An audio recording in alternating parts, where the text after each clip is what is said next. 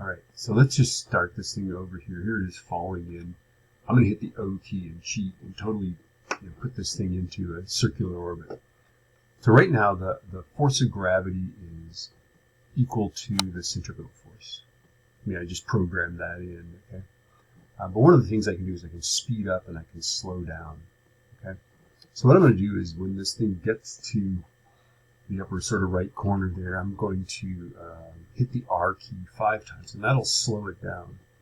And what happens then is, of course, gravity is stronger than the centripetal force needed, so the thing is going to fall closer to the star.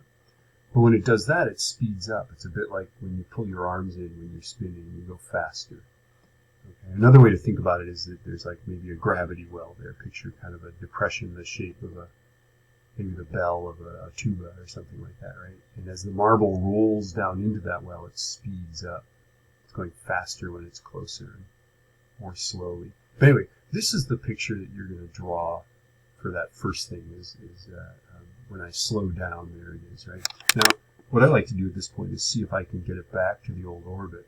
And notice that the ellipse that's inside the circle is tangent to the circle just right at that point there, okay? And if I speed up right at that point, maybe we can get it to go back to that old orbit. We'll see how good my timing is. 5 times to speed up. Ready? Oh, yeah. Well, not that great, actually. But that's your picture. That's what you want to draw, is that. Okay? Not the new orbit that I just made, but those 2 old orbits. That's a thing of beauty, isn't it?